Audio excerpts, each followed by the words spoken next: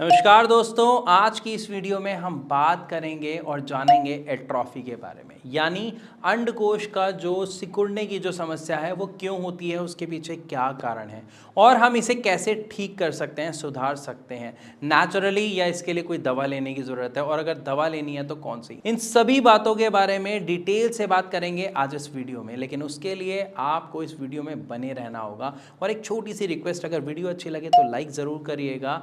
साथ ही अगर ऐसी और वीडियोस चाहते हैं तो चैनल को सब्सक्राइब करना बिल्कुल ना भूलें। देखिए, सबसे पहले आपको ये समझना होगा कि जो अंडकोश सिकुड़ने की प्रॉब्लम है यानी एट्रॉफी की जो समस्या है ये आती क्यों है, इसके पीछे कारण क्या है। एक छोटी सी चीज का आप जवाब मुझे दीजिएगा, शायद हो सकता है कुछ ही सेकंड में आपको इसका रीजन समझ आ जाए। अगर मान लीजिए हमारे घर में एक पौधा है, हम उस पौधे को अगर रोज पानी ना दें, उसका ध्यान ना रखें, तो क्या होगा, वो धीरे धीरे सिकुड़ने लग जाएगा और कुछ टाइम बाद ख़त्म हो जाएगा। हाँ या ना। कुछ ऐसा ही समस्या का सामना करना पड़ता है हमारी बॉडी में एक ऑर्गन को जिसका नाम है टेस्टिकल्स, जिसकी वजह से वो धीरे धीरे पहले श्रिंक होना शुरू होते हैं और उसके बाद ओलिगोस्पर्मिया फिर एजोस्पर्मिया जैसी समस्या का सामना एक व्यक्ति को करना पड़ जाता है। असल में इसके पीछे एक छोटा सा फंक्शन होता है हमारी बॉडी का। अगर आपको वो समझ आ गया तो ये पूरा सिस्टम क्लियर। जब भी हम कुछ खाते हैं, उस खाने से जो न्यूट्रिशन वैल्यू मिलती है वो हमें 7 अलग अलग लेवल पे मिलती है। जब ये 7 अलग अलग लेवल्स पे हमें न्यूट्रिशन वैल्यू मिलती है तो 7वां जो लेवल है वो जाके हमें मिलता है हमारे टेस्टिकल्स को, जिससे हमारी बॉडी स्पर्म काउंट करती है, जिससे स्पर्मेटोजेनेसिस की जो साइकिल है वो प्रॉपर रन कर पाती है और हमारी बॉडी में स्पर्म का प्रोडक्शन होता है। लेकिन अगर हमारी बॉडी में इस 7वें लेवल तक प्रॉपर डाइजेशन होके न्यूट्रिशन वैल्यू नहीं जाएगी तो क्या होगा, धीरे धीरे जो हमारे टेस्टिकल्स हैं वो सिकुड़ने लग जाएंगे। राइट। अब यहाँ पे आपके मन में सवाल आ रहा होगा कि सर न्यूट्रिशन वैल्यू क्यों नहीं जाएगी, आज तक तो जा रही थी, सब कुछ ठीक चल रहा था। यस, यहीं पे सवाल आता है। असल में जब किसी भी व्यक्ति को सबसे पहली प्रॉब्लम की शुरुआत होती है जिसका नाम है वेरिकोसील, वो सबसे बड़ा कारण होता है आपके टेस्टिकल्स के सिकुड़ने का यानी एट्रॉफी का। क्योंकि वेरिकोसील में समस्या क्या आती है, हमारी बॉडी का जो ब्लड फ्लो है यानी जो ब्लड ऑक्सीजन लेके आता है हमारे टेस्टिकल्स को प्रोवाइड करता है और फिर ऑक्सीजन देने के बाद जो ब्लड बचता है वो वापस फ्लो के ऊपर चले जाता है। जब ये साइकिल जब तक ठीक चल रही है तब तक सारी चीज़ें प्रॉपर हैं।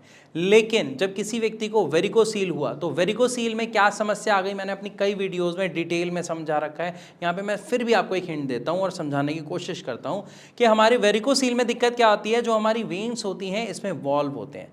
वॉल्व कुछ ऐसे मान लीजिए जैसे कुछ इस तरीके का, नीचे से ब्लड का फ्लो आया तो ये वॉल्व खुल गए, उसके बाद जैसे ही फ्लो ऊपर गया ये वॉल वापस बंद हो गए, जिसकी वजह से क्या होगा, ये ब्लड वापस नीचे नहीं जाएगा और फ्लो प्रॉपर चलता रहेगा।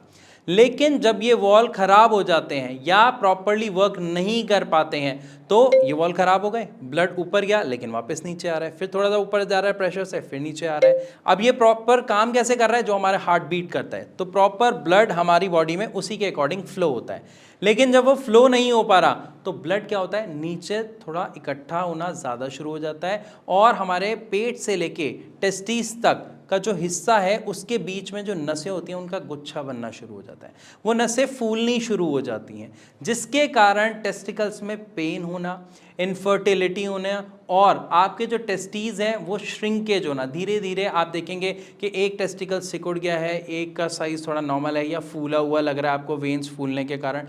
तो यहाँ पे सबसे बड़ी समस्या पैदा हो, क्योंकि जब ब्लड फ्लो प्रॉपर नहीं हो पा रहा तो इट मीन्स हमारे टेस्टिकल्स को उसका जो फूड है वो प्रॉपर नहीं मिल पा रहा, और जब हमारे टेस्टिकल्स को उसका फूड ही प्रॉपर नहीं मिल पा रहा तो क्या देखने को मिलेगा, टेस्टिकल्स में श्रिंकेज। क्योंकि जब किसी को भी खाना नहीं मिलेगा तो क्या होगा, वो धीरे धीरे कमज़ोर होता जाएगा। ऐसे ही हमारे टेस्टिकल्स जो हैं कमज़ोर होते जाते हैं। तो यहाँ तक तो हमने समझा कि ये जो एट्रॉफी है ये किस कारण की वजह से हमें देखने को मिलती है, इसके पीछे क्या रीज़न है। लेकिन यहाँ पर एक समस्या और है। बहुत सारे हमारे पेशेंट जो हैं, नीचे हमारे जो नंबर दिया हुआ है इस पर कॉल करके भारत होम्योपैथी के डॉक्टर्स की टीम से बात करते हैं, अपनी समस्या बताते हैं, जिसमें ज़्यादातर पेशेंट एक सवाल करते हैं या ये कहें कि वो बताते हैं कि सर उन्हें ना डाउट है कि उनका एक टेस्टिकल छोटा हो गया और एक बड़ा है, क्या सर उन्हें वेरिकोसील की प्रॉब्लम है? क्या सच में उन्हें भी आगे ट्रीटमेंट लेना चाहिए? तो इस जो आपकी विडंबना है, यानी जो कन्फ्यूज़न है कि कहीं मुझे भी वेरिकोसील तो नहीं है या है, इस चीज़ को आप कैसे पता लगाएं? देखिए, घर बैठे इसको पता लगाना थोड़ा सा मैं कहूँगा गलत रहेगा, क्योंकि आप कंफ्यूजन में रह जाएंगे है या नहीं है। तो एक सिंपल सा आपको टेस्ट कराना है, तो इसका पता आप एक नॉर्मल से टेस्ट से लगा सकते हैं। उस टेस्ट का नाम है अल्ट्रासाउंड स्क्रॉटल, या फिर अगर आप ये नहीं कराना चाहते तो आप करा सकते हैं यूएसजी स्क्रॉटम।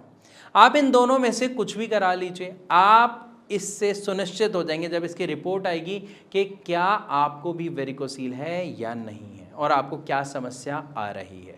तो आपकी ये जो कन्फ्यूजन है बिल्कुल दूर हो जाएगी। लेकिन अब तीसरा सवाल आता है कि सर अगर हमें ये समस्या है तो क्या हम इसको ठीक कर सकते हैं, क्या इसका इलाज है? जी हाँ, इसका इलाज बहुत ही नॉर्मल तरीके से अवेलेबल है। किसी सर्जरी की ज़रूरत नहीं है, किसी एलोपैथिक मेडिसिन आपको खाने की ज़रूरत नहीं है, सिर्फ आप होम्योपैथिक मेडिसिन लीजिए। इवन आप डॉक्टर से कंसल्ट कीजिए, आप चाहे हमारे डॉक्टर से कंसल्ट कीजिए, चाहे आपका कोई विश्वसनीय डॉक्टर है जिसको आप जानते हैं होम्योपैथिक का, आप उनसे कंसल्ट कीजिए। आप होम्योपैथिक मेडिसिन से 1.5 से 2 महीने में शानदार इंप्रूवमेंट अपनी रिपोर्ट्स में देख सकते हैं। इवन हमारे बहुत सारे, जी हाँ, भारत होम्योपैथी के बहुत सारे पेशेंट्स ऐसे हैं जिनको 1.5 से 2 महीने में बहुत अच्छा चेंज देखने को मिला है और लगभग 3 से 4 महीने में उनकी पूरी प्रॉब्लम खत्म हो गई है। और इसके टेस्टिमोनियल यानी हमारे जो पेशेंट है, आप उनकी खुद रिपोर्ट्स देख सकते हैं बिल्कुल प्रूफ के साथ हमारी इसी चैनल की कई वीडियोज़ में। अगर आपने नहीं देखा है तो मैं आपसे रिक्वेस्ट करूंगा आप जाके खुद देखिए, जिसके लिए आपको कोई भी एक्स्ट्रा और इलाज लेने की ज़रूरत नहीं है। सिर्फ हमारी आप नॉर्मल मेडिसिन लीजिए या इवन आप हमारे डॉक्टर से कंसल्ट कीजिए और अपने डाउट पहले पूछ लीजिए। तो मैं आशा करता हूं कि आपको अच्छे से समझ आ गया होगा ये जो एट्रोफी है, जो अंडकोश के सिकुड़ने की जो समस्या है, ये क्या है, किस कारण से होती है और इसको आराम से ठीक किया जा सकता है। वीडियो अच्छी लगी तो लाइक करना बिल्कुल ना भूलें। ऐसी और वीडियोस के लिए हमारे चैनल को अभी सब्सक्राइब करें। इसी के साथ अब मैं आप सबसे चलने की इजाज़त चाहूँगा। मिलूंगा अपनी अगली वीडियो में एक नए टॉपिक के साथ। तब तक के लिए नमस्कार।